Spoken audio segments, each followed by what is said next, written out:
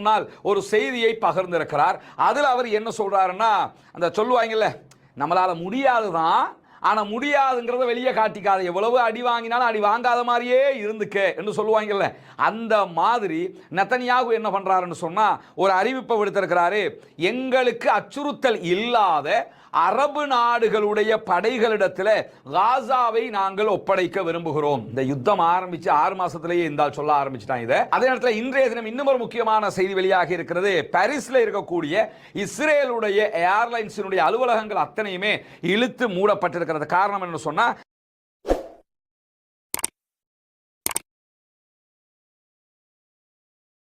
அஸ்ஸலாமு அலைக்கும் வரஹ்மத்துல்லாஹி வபரகாத்துஹு. அன்பிற்கினிய சகோதர சகோதரிகளே, நம் அனைவர் மீதும் ஏக இறைவனுடைய அமைதியும் கருணையும் உண்டாகட்டமாக என்கிற உயரிய பிரார்த்தனைகளோடு பாலஸ்தீனத்தினுடைய காசா பகுதிகளில் இஸ்ரேலிய ஆக்கிரமிப்பு ராணுவம் நடத்தி வரக்கூடிய தாக்குதல்கள் 671வது நாளாகவும் இன்றும் தொடர்ந்து வருகிற செய்திகளை நம்ம தொடர்ந்து பார்த்து வருகிறோம்.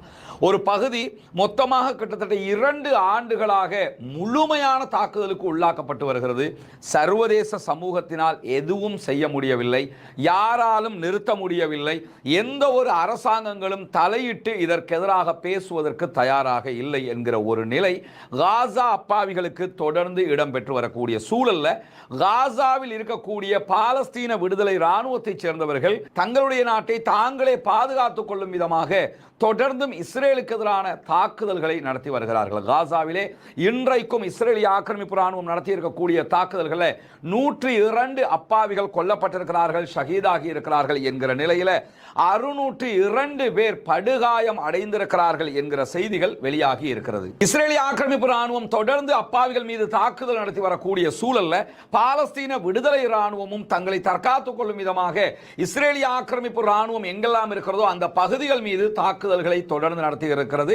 இன்றைய தினமும் பாலஸ்தீன விடுதலை ராணுவத்தினுடைய துணை ராணுவ குழு நடத்தி இருக்கக்கூடிய தாக்குதல்கள் 2 ராக்கெட் தாக்குதல்கள் இஸ்ரேலிய ஆக்கிரமிப்பு ராணுவம் தங்கியிருந்த நிலைகள் மீது நடத்தப்பட்டிருக்கிறது. இதிலே எத்தனை பேர் கொல்லப்பட்டிருக்கிறார்கள் என்கிற செய்திகள் வெளியாகாத அதே நேரத்தில் வடக்கு காசா, நார்த் காசா பகுதிகளில் 2 மெர்காவா டேங்குகள் மீது தாக்குதல் நடத்தி இருக்கிறோம் என்கிற செய்திகளையும் பாலஸ்தீன விடுதலை ராணுவத்தினுடைய துணை ராணுவ குழு வெளியிட்டிருக்கிறது. 2 மெர்காவா டேங்குகள் எனும்போது கிட்டத்தட்ட 10 பேர் குறைந்தது அதிலே கொல்லப்பட்டிருப்பதற்கான வாய்ப்புகள் இருக்கிறது என்பதையும் நாம் புரிந்து கொள்ளுகிற அதே நேரம் நட்சாரிம் காரிடார் என்று சொல்லப்படக்கூடிய பகுதிகளில் இஸ்ரேலிய ஆக்கிரமிப்பு ராணுவத்தினுடைய ராணுவ தளவாடங்கள் வைக்கப்படக்கூடிய ஒரு பகுதியாக அது நிர்வகிக்கப்படுகிறது.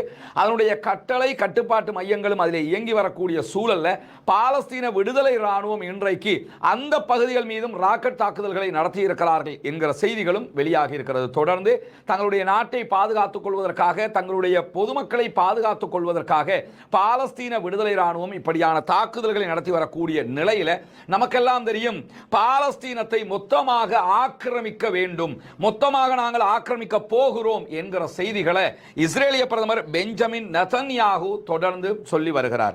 பாலஸ்தீனத்தை மொத்தமாக ஆக்கிரமிப்பதுன்னா என்னன்னு கேட்டா, அவர்களுடைய ராணுவத்தை போட்டு வான்வழி, தரைவழி, கடல் வழி என்று கடைசி முயற்சியாக உச்சகட்ட தாக்குதல்களை நடத்துவார்கள். இந்த தாக்குதல் தொடர்பாக தங்களுக்கு எந்த எதிர்ப்பும் இல்லை, அது தொடர்பாக எந்த கருத்துக்களையும் நாங்கள் சொல்ல விரும்பவில்லை என்கிறார் அமெரிக்க அதிபர் டொனால்ட் ட்ரம்ப். இதே நேரத்தில் இப்படி ஒரு அழிவு நடக்க போகிறது என்று இன்றைக்கு ஒரு 1 வீக்காக கதையாடல்கள் நடந்து வருகிற போது, வெளிப்படையாக இஸ்ரேல் சொல்லி வருகிற போதும் அரபு நாடுகள் எதுவும் இதை பற்றியும் வாய் திறக்காமல் இருக்கிறார்கள்.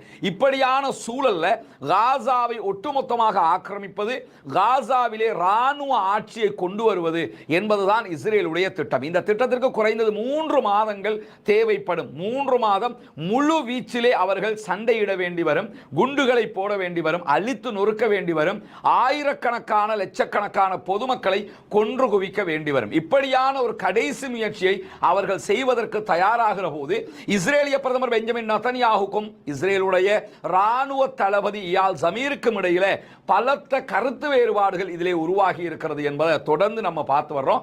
இயால் ஜமீரை பொறுத்தவரையில அவரை ராணுவ தளபதியாக பெஞ்சமின் நெதன்யாகு தான் கொண்டு வந்தாரு. ஏற்கனவே இருந்த ராணுவ தளபதி இந்த யுத்தத்தில் நாங்கள் தோல்வி அடைந்துகிட்டு இருக்கிறோம் சொல்லி அவர் ராஜினாமா பண்ணாரு. அதற்கு பிறகுதான் இவர் ராணுவ தளபதியாக கொண்டு வரப்பட்டார். இவர் 100% பெஞ்சமின் நெதன்யாகுவினுடைய விசுவாசியாக செயல்பட்டவர். ஆனாலும் எவ்வளவு விசுவாசமாக நான் உங்களுக்கு இருக்கிறேன் என்பதற்கு ஆதாரம் என்னன்னு சொன்னா, காசாவை ஒட்டுமொத்தமாக ஆக்கிரமிப்பது என்பது நம்மால் முடியாத காரியம். நமக்கு நிறைய சேதங்கள் ஏற்படும். ஆயிரக்கணக்கான நம்முடைய சோல்ஜர்ஸ்களை நம்ம இழக்க வேண்டி வந்துடும். நிறைய பேர் செத்து மடிஞ்சிருவாங்க. பாலஸ்தீன விடுதலை ராணுவமும் கடைசி இலக்காக விடாமல் சண்டையிடுவார்கள். அதை தாண்டி காசாவை நாம கைப்பற்றிட்டோம் என்று சொன்னா கூட அதற்கு பல பில்லியன் அமெரிக்க டாலர்கள் நாம் செலவிட வேண்டி வரும். மொத்தமாக பாலஸ்தீன விடுதலை ராணுவத்தை நம்ம அழிச்சு முடிச்சிட மாட்டோம். அவங்க பங்கருக்குள்ள இருந்துகிட்டே இருப்பாங்க. தொடர்ந்து நம்ம மேல தாக்குதல் நடத்திக்கிட்டே இருப்பாங்க. இந்த யுத்தத்துக்கு முடிவே வராது. எனவே பாலஸ்தீனத்தினுடைய காசா பகுதிகளை மொத்தமாக கைப்பற்றுவது, மொத்தமாக ஆக்கிரமிப்பது என்பதற்கு நான் உடன்பட முடியாது என்பதில் மிக தெளிவாக இருக்கிறார் இஸ்ரேலுடைய ராணுவ தளபதி இயால் ஜமீர். அவர் இந்த காசாவை ஒட்டுமொத்தமாக கைப்பற்றுகிற திட்டத்தை நிராகரித்திருக்கிறார். என்னால் இதை சமாளிக்க முடியாது என்று மிக தெளிவாக சொல்லி இருக்கிறார். காசாவுக்கு உடனடி தீர்வே என்னன்னு சொன்னா நம்ம பாலஸ்தீன விடுதலை அமைப்போடு பேசி ஒரு சமாதான உடன்படிக்கைக்கு போவதுதான். இல்லாவிட்டால் நம்முடைய பணைய கைதிகளை காப்பாற்ற முடியாது, நம்முடைய சோல்ஜர்ஸ்களையும் காப்பாற்ற முடியாது. தோல்விக்கு மேல் தோல்வியை அடைவோம் என்பதை திட்டவட்டமாக இன்றைக்கு இஸ்ரேலிய பிரதமர் பெஞ்சமின் நெதன்யாஹுக்கு இஸ்ரேலுடைய ராணுவ தளபதி தெளிவூட்டி இருக்கிறார் என்கிற செய்திகளை நியூயார்க் டைம்ஸ் வெளிப்படையாகவே எழுதியிருக்கிறது. அதை தாண்டி நெதன்யாஹு சற்று முன்னால் ஒரு செய்தியை பகிர்ந்திருக்கிறார். அதில் அவர் என்ன சொல்றாருன்னா, அந்த சொல்லுவாங்கல்ல, நம்மளால முடியாதுதான், ஆனா முடியாதுங்கிறத வெளியே காட்டிக்காத, எவ்வளவு அடி வாங்கினாலும் அடி வாங்காத மாதிரியே இருந்துக்க என்று சொல்லுவாங்கல்ல, அந்த மாதிரி நெதன்யாஹு என்ன பண்றாருன்னு சொன்னா ஒரு அறிவிப்பை விடுத்திருக்கிறாரு. எங்களுக்கு அச்சுறுத்தல் இல்லாத அரபு நாடுகளுடைய படைகளிடத்தில் காசாவை நாங்கள் ஒப்படைக்க விரும்புகிறோம். இந்த யுத்தம் ஆரம்பிச்சு 6 மாசத்திலேயே இருந்தால் சொல்ல ஆரம்பிச்சிட்டான். இதை ஏன்னு கேட்டா, காசாவை ஆக்கிரமிச்சதுக்கு பிறகு ராணுவத்தை வச்சு காசாவை வழிநடத்துறதுங்கிறது அதுக்கு பல பில்லியன் அமெரிக்க டாலர்களை இஸ்ரேல் செலவழிக்கணும். சும்மா எல்லாம் ஆக்கிரமிச்சுட்டு இருக்க முடியாது. அங்க இருக்கக்கூடிய யார் மீதியாக இருக்கிறார்களோ அந்த மக்களை பராமரிக்க வேண்டும். அவர்களுக்கு தேவையான எல்லாத்தையும் பண்ணணும். எல்லா செலவையும் இஸ்ரேல் தான் எடுக்கணும். அதை தாண்டி எப்ப யார் வந்து கொள்ளுவாங்கிறது தெரியாது. எனி டைம் இஸ்ரேலுடைய ஆட்கள் மீது தாக்குதல் நடத்தப்படலாம். இப்படி பல அச்சுறுத்தல் இருக்கிறதுனால இன்னைக்கு என்ன பண்றான்னு கேட்டா வந்து நின்று, நாங்க காசாவை கைப்பற்றி அதை எங்களுக்கு அச்சுறுத்தல் இல்லாத அரபு நாட்டு படைகளிடம் ஒப்படைக்க விரும்புகிறோம். அரபு நாட்டில் இருக்கக்கூடிய எவனாவது காசாவை நாங்க பொறுப்பெடுக்கிறோம்னு வந்து நிப்பானா? ஏன் நிற்க மாட்டான்னு கேட்டா, இஸ்ரேலாலே தாக்கு பிடிக்க முடியல பாலஸ்தீன விடுதலை ராணுவத்தை. இவங்க வந்து ஏதாவது பண்ண முடியுமா? அது ஏற்கனவே பாலஸ்தீன விடுதலை அமைப்பு நிராகரித்து விட்டார்கள். எந்த ஒரு அரபு நாட்டு படைகளும் எங்களுடைய நாட்டை ஆக்கிரமிக்க கூடாது என்று சொல்லிவிட்டார்கள். இவங்க பிடிப்பாங்களா? பிடிச்சி அரபு நாட்டு படைகள்கிட்ட கொடுப்பாங்களா? இவங்கள்ட்ட அடிமையாக இருந்தது பத்தாதுன்னு அரபு நாட்டுக்காரங்கள்ட்ட அடிமையாக பாலஸ்தீன மக்கள் இருக்கணும் என்பதுதான் பெஞ்சமின் நெதன்யாஹுவினுடைய திட்டம். அந்த திட்டத்தை பாலஸ்தீன விடுதலை அமைப்பு எப்போதோ நிராகரித்து விட்டது.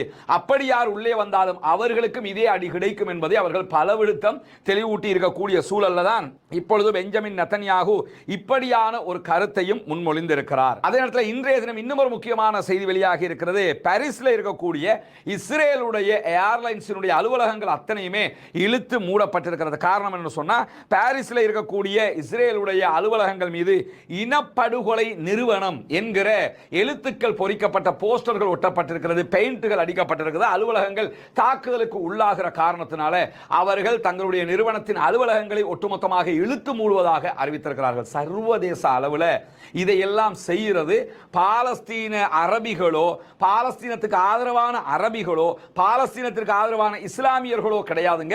பாலஸ்தீனத்தை ஆதரிக்கக்கூடிய பொதுவான மக்கள், பாலஸ்தீன விடுதலைக்காக நிற்கக்கூடிய மனிதநேயம் மிக்க மக்கள், பாலஸ்தீனத்துக்கு நீங்க சுதந்திரம் கொடுத்து தான் ஆகணும்னு சர்வதேச அளவில் இருக்கக்கூடிய மனிதநேயத்தை நேசிக்கக்கூடிய மக்கள் தான் இப்படியான எதிர்ப்புகளை எல்லாம் இஸ்ரேல் மீது காட்டிக் கொண்டிருக்கிறார்கள் என்கிற செய்திகளுக்கு மத்தியில் இஸ்ரேல் தன்னுடைய ராணுவத்திற்கு ஆள் பற்றாக்குறை ஏற்பட்டிருக்கிற காரணத்தினால அதை எப்படி சரி செய்யறது அப்படின்னு சொல்லி பல விடுத்தம் பல ஐடியாக்களை பண்ணி இப்போ ஒரு வழியாக ஒரு ஐடியாக்கு வந்திருக்கிறாங்க. அது என்ன ஐடியான்னு சொன்னா, இஸ்ரேல் ராணுவத்தில் கடுமையான ஆள் பற்றாக்குறை இருக்கிறது. யுத்தம் பண்றதுக்கு ஆள் இல்லை, சாகிறதுக்கு எவனாவது வருவானா?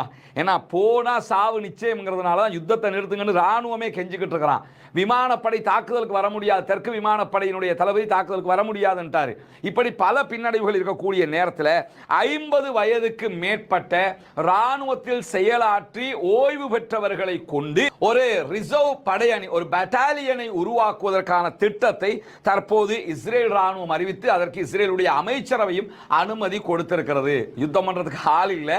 அதனால யாரெல்லாம் ரிட்டையர்ட் ஆயிருப்பாங்களோ அதில் 50 வயசுக்கு மேலே இருப்பாங்கல்ல வயசாளிகள், அந்த வயசாளிகளில் கொஞ்சம் பேர்த்தை சேர்த்து ஒரு பட்டாலியனை உருவாக்க போறாங்க. எப்படியுமே உங்களுக்கு 50 வயசுக்கு மேலே ஆயிடுச்சு, நீங்க வீட்டில் இருந்தாலும் எப்படியும் உங்களோட காலத்துக்கு ஏற்ற மாதிரி செத்துருவீங்க.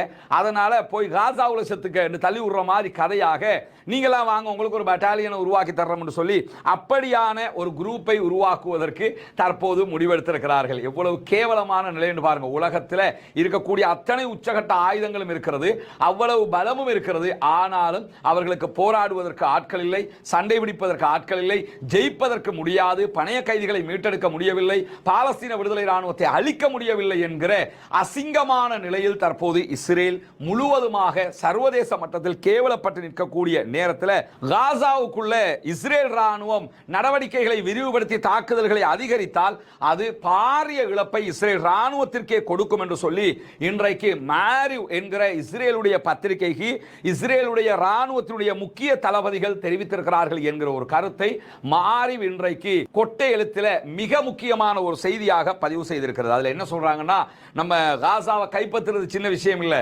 கஷ்டப்பட்டு கைப்பற்றணும்.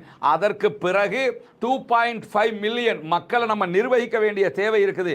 இதையெல்லாம் நம்ம செய்ய போனோம்னு சொன்னா இதுல முக்கியமாக என்ன நடக்கும்னு சொன்னா சுரங்கப்பாதைகளை அழிக்க வேண்டி வரும். இந்த சுரங்கப்பாதைகளை அழிக்கிறதுங்கிறது சாதாரண விஷயம் அல்ல. 3 மாதம் என்று சொல்லி ராணுவம் காலக்கெடு விதிக்கிறாங்க. 2 வருஷமாக அழிக்க முடியாத சுரங்கப்பாதைகளை தான் 3 மாசத்துக்குள்ள நம்ம அழிச்சிட போறோமா?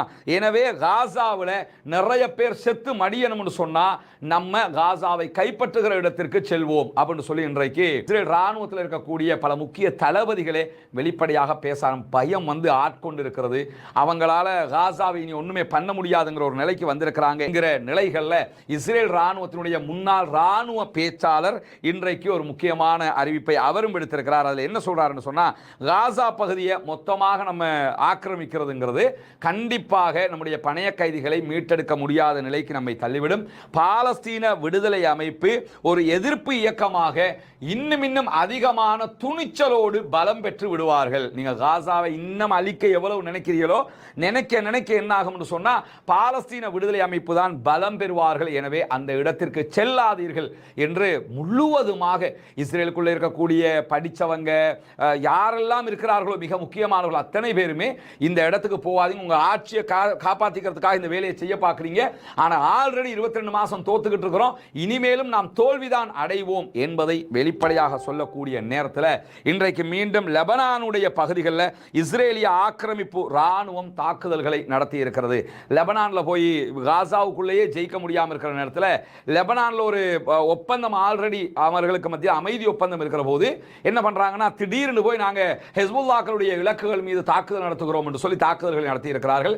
இன்றைக்கு லெபனானுடைய ஆளும் அரசாங்கம் இதை கண்டித்திருக்கிறது. ஹெஸ்புல்லாக்கள் இதுவரைக்கும் இது தொடர்பான எந்த கருத்துக்களையும் வெளியிடவில்லை. அவர்கள் என்ன சொல்ல போகிறார்கள் என்பதை பொறுத்திருந்துதான் நாம் பார்க்க வேண்டும். எனவே இன்றைக்கு வெளியாக இருக்கக்கூடிய மிக முக்கியமான செய்திகள் இதுதான். பாலஸ்தீனம் வெற்றி பெற வேண்டும், பாலஸ்தீனம் சுதந்திரம் அடைய வேண்டும், பாலஸ்தீன மக்களும் நம்மை போன்று நிம்மதியானவர்களாக மாற வேண்டும், வாழ வேண்டும் என்கிற உயரிய பிரார்த்தனைகளோடு பாலஸ்தீன அப்பாவிகளுக்காக பிரார்த்திக்கிற அதே நேரம் இஸ்ரேலிய ஆக்கிரமிப்பு ராணுவத்திற்கு எதிராக தொடர்ந்தும் குணத்தோடு நாசிலாவை ஓத மறந்து விடாதீர்கள் நண்பர்களே, தாய்மார்களே என்கிற கோரிக்கைகளோடு பாலஸ்தீன மக்களுக்காக ஜனநாயக ரீதியாகவும் குரல் எழுப்புவோமாக.